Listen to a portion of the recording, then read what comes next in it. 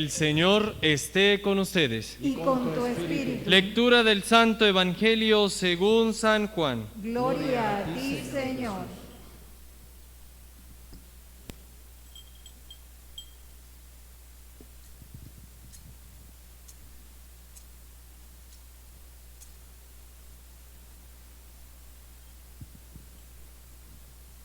Al anochecer de aquel día, el día primero de la semana, estaban los discípulos en una casa con las puertas cerradas, por miedo a los judíos. En esto entró Jesús, se puso en medio y les dijo: «La paz esté con ustedes». Y diciendo esto, les enseñó las manos y el costado. Y los discípulos se llenaron de alegría al ver al Señor. Jesús repitió: «La paz esté con ustedes. Como el Padre me ha enviado, así también los envío yo». Y dicho esto, exhaló su aliento sobre ellos y les dijo: «Reciban el Espíritu Santo. A quienes les perdonen los pecados, les quedan perdonados. A quienes se los retengan, les quedan retenidos». Palabra del Señor. Gloria a ti, Señor Jesús.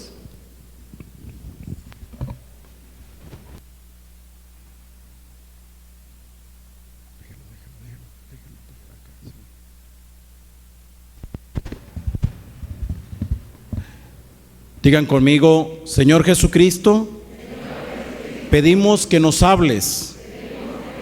Dinos la palabra. Dinos lo que necesitamos saber.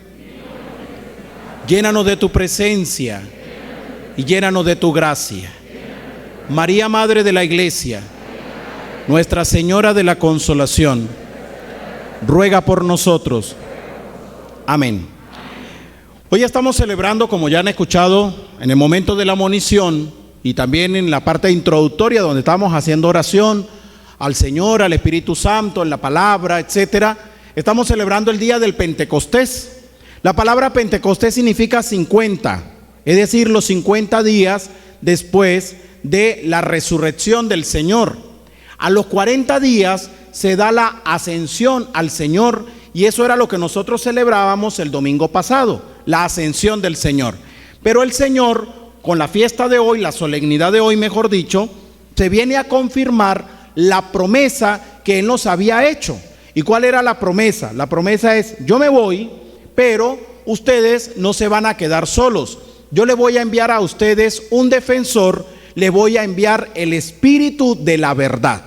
Y entonces dice la palabra que después de la ascensión vino el Señor con la fuerza del Espíritu Santo sobre los apóstoles y sobre la Virgen María.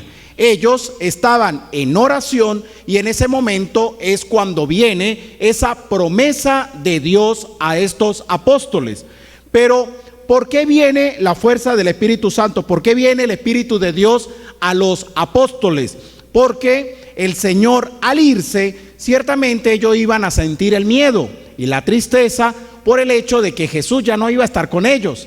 Pero como Él ya sabía eso, les deja, o mejor dicho, les manda la acción del Espíritu para que no sientan miedo, para que no sientan tristeza, y al contrario, para que sientan valentía.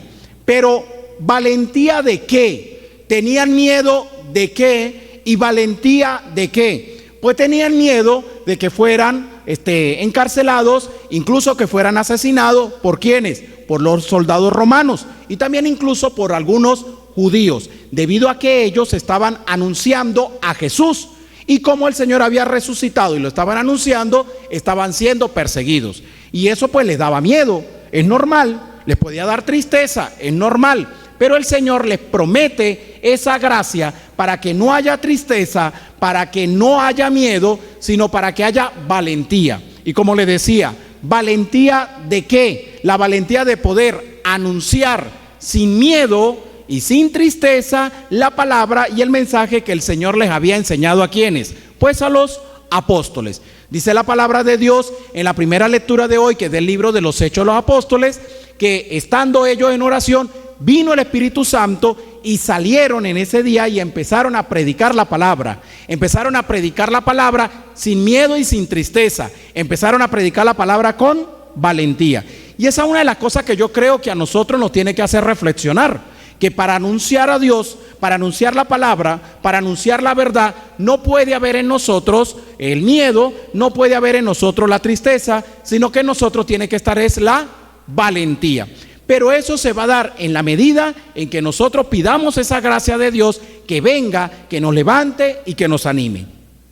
Hay algo que a mí me llama la atención en la primera lectura, que es de los Hechos de los Apóstoles, y dice que estando en oración vinieron unas lenguas de fuego. Cuando dice unas lenguas de fuego, el escritor lo que quiere anunciar es que esas formas tenían como forma, hablándolo así, de lenguas, es decir, rayos fuertes de fuego sobre los apóstoles, es decir, la figura que tenían en ese momento, el fuego que estaba llegando a donde estaban los apóstoles. Pero lo que les decía, lo que a mí más me llama la atención y siempre me ha gustado, es cuando la palabra dice que salieron y empezaron a predicar, empezaron a anunciar, y la gente se llenó así como de preguntas. ¿Y quiénes son estos? ¿Quiénes son estos? Incluso dijeron que eran hasta borrachos. ¿Por qué? Porque estaban hablando lenguas diferentes. Había gente de todos lados y ellos estaban hablando en diferentes lenguas. Y esa es una de las cosas que llama la atención, cómo los apóstoles empiezan a predicar, empiezan a anunciar en lenguas diferentes. Si la única lengua que ellos tenían era la lengua hebrea, la lengua incluso griego algunos, pero que hablando de otros tipos de lengua, cuando habían otras personas que también era de otro lugar y empezaron a decir, ¿cómo es posible esto? ¿Cómo se da que ellos estén hablando en lenguas diferentes? Pero miren ustedes, hablando en lenguas diferentes, pero era un solo mensaje. ¿Y cuál era el mensaje? Jesucristo ha resucitado. Jesucristo es el Salvador.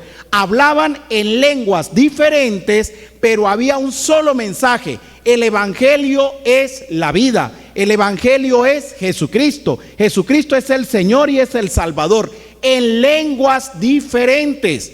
Por eso es que esta primera lectura, que es donde yo quiero hacer énfasis, nos viene a nosotros a hacer reflexionar en que en la iglesia, por ser universal, por estar en todos lados, por estar en todos sitios, está en lenguas diferentes. Está en Europa en unas lenguas, en Asia en otras lenguas, en América Latina en otras lenguas, pero todas tienen un mismo fin. ¿Y cuál es el mismo fin? Jesucristo. Donde esté la iglesia no importa, la iglesia está en todos lados, en los rincones más escondidos del mundo, ahí está la iglesia, con lengua diferente porque hablan idiomas diferentes, pero todos anunciando una sola persona, y se llama Jesús. Unos lo harán en inglés, otros lo harán en alemán, otros lo harán en ruso, otros lo harán en chino, no sé, cada uno de acuerdo a donde esté la iglesia. Pero ¿cuál es el mensaje? Jesús es el Señor. ¿Cuál es el mensaje? Jesús es la salvación de nuestras vidas. ¿Cuál es el mensaje? El evangelio es la vida eterna. Y esto nos tiene que llevar a nosotros también a reflexionar, mis queridos hermanos, en que no importa del sitio que usted sea, no importa del lugar que usted sea, no importa de dónde venga, de dónde sea yo, aquí lo que nos importa a todos nosotros es que tenemos que tener una sola lengua, y se llama Jesucristo es el Señor, Jesucristo es el Salvador. Ese debería de ser el lenguaje de todos nosotros. Que unos lo hablen un poco más expresivo, que otros lo hablen un poco más calmado, que otros lo hablen de una forma más, más emocional, o no sé lo que sea. No importa el estilo y la forma, porque cada uno tiene su estilo, cada uno tiene su forma. Lo que importa es que a pesar de esos estilos y esas formas, cada uno lo expresa como lo siente, pero expresa la misma idea, y es: el Señor es el Salvador, Jesús es el Rey, Jesús es mi Señor y Salvador. Por eso es que nosotros, mis queridos hermanos, estamos llamados en todo momento es al anuncio de la palabra. Yo lo he dicho muchas veces, y es que nosotros hablamos de muchas cosas, y no estoy diciendo que esté mal. Hablamos de muchas cosas. Hablamos de fútbol, hablamos de política, hablamos de economía, hablamos de, no sé, del cambio, a cómo está el dólar, a cómo está el peso. Eso lo podemos hablar. Y no estamos cayendo en pecado porque hablemos de eso. Tampoco podemos satanizar temas que son propiamente de la sociedad.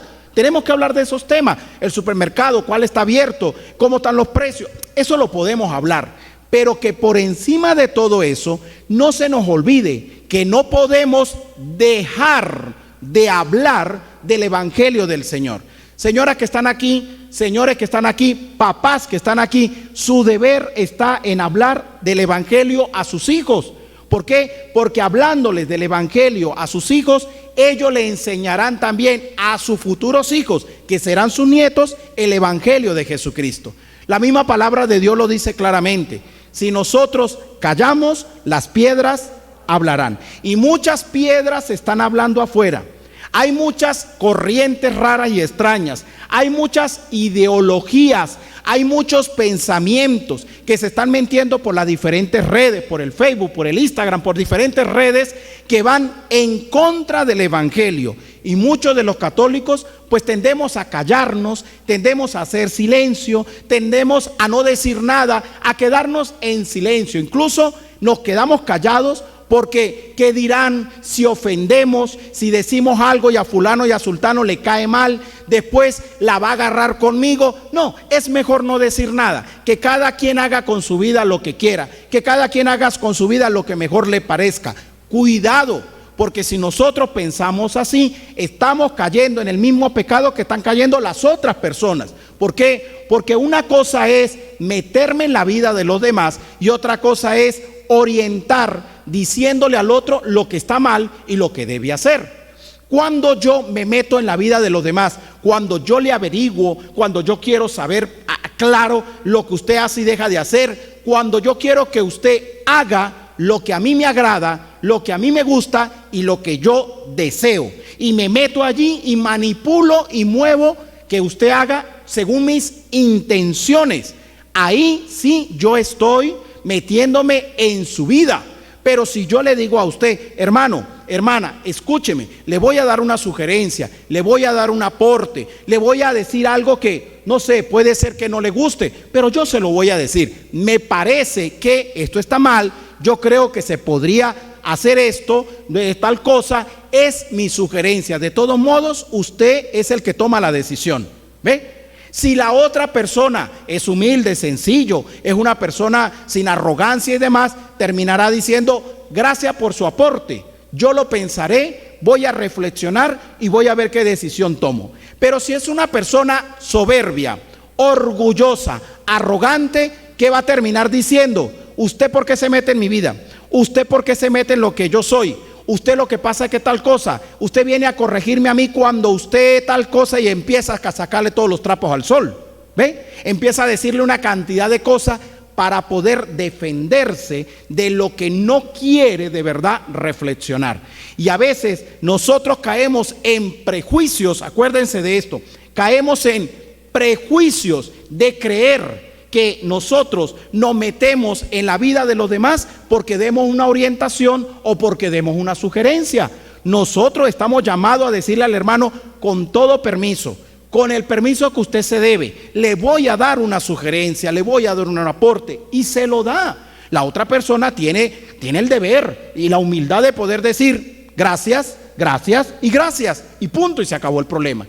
Porque si nosotros nos quedamos callados, vuelvo y repito, las piedras terminarán hablando. Y si las piedras terminan hablando, después nosotros no nos quejemos. ¿Por qué? Porque nos olvidamos de anunciar la palabra. Y que ojalá que las sugerencias y los aportes que nosotros le demos a otros de cosas que está haciendo mal, siempre vayan en línea al Evangelio, en línea a la palabra de Dios. ¿Por qué? Porque recordemos lo que dice los Hechos de los Apóstoles. Salieron y empezaron a predicar sin miedo, sin tristeza, sin miedo y sin tristeza.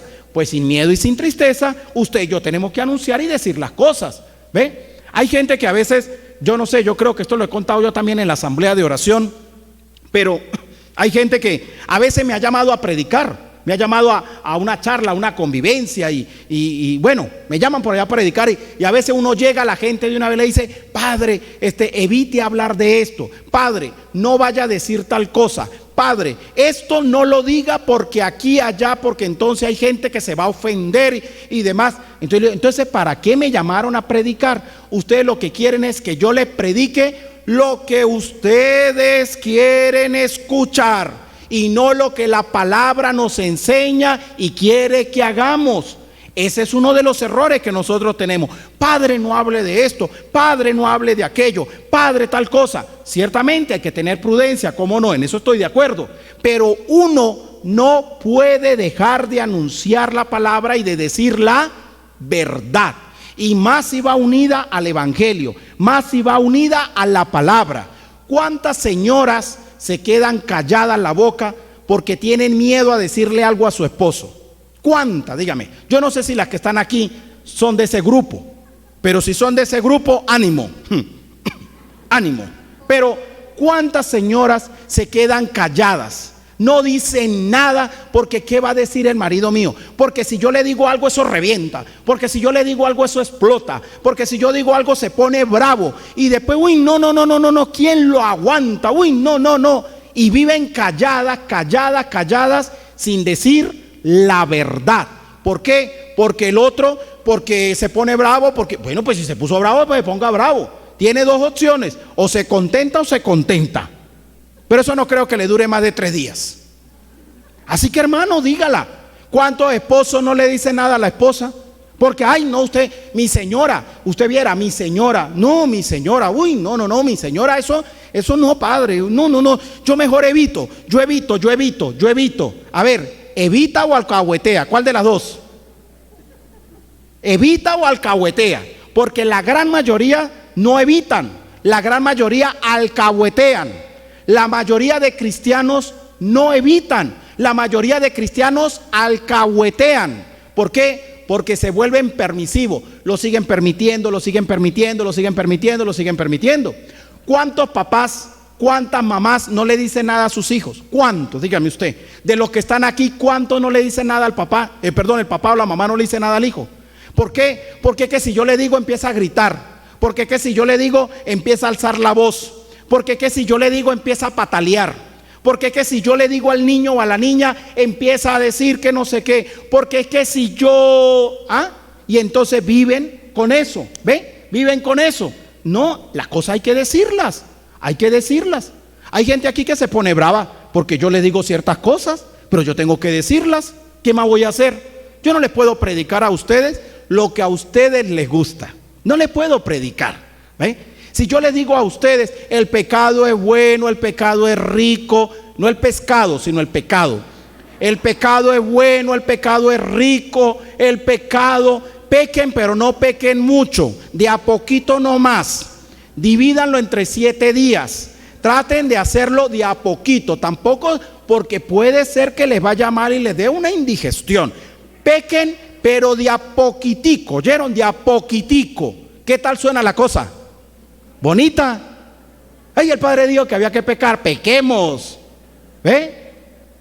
Y todo pecado, ¿cómo se muestra? Como algo bueno. El pecado, se lo he dicho muchas veces, el pecado no se muestra como algo malo. El pecado siempre se va a mostrar como algo bueno, rico, sabroso. Entonces, pues ya, si yo le digo a ustedes, pequen, pues, no, dígame, padre, no, el padre dijo, no, pues ya, el padre dijo que emborracharse no era malo, hagámosle. El padre dijo que hablar del prójimo no era malo, y más que podíamos hablar de aquella persona a la cual uno más rabia le tiene. No, pues ahí duran hasta 3 días hablando. El pecado es rico, No, yo tengo que decirle a usted la verdad, tengo que decirle, eso se llama chisme. Eso se llama desprestigiar a las personas. Eso es pecado mortal. Eso no se debe a... Ay, sí, usted padre, lo que pasa es que usted, usted es un anticuado. No es anticuado, se llama pecado y punto. Entonces la esposa se queda callada y no le dice nada al marido. ¿Por qué? Porque el marido de una vez se levanta y le dice, ay, mija, usted con esos prejuicios, ay, mija, usted sí es extremista, El papá y la mamá no le dicen nada a los hijos. ¿Por qué? Porque de una vez el muchacho se levanta y le dice al papá y a la mamá: lo que pasa, papá, es que ustedes son unos anticuados. Usted vive en los años 50, 60, actualícese, papá, actualícese, mamá, que estamos en el 2022, actualícese. ¿Ve? Y entonces, ¿qué dice la mamá? ¿O qué dice el papá? Yo no le digo nada al hijo mío, yo prefiero. Ay, no, porque eso dice que yo soy un anticuado, que yo... ¿Ve? Entonces las piedras son las que hablan.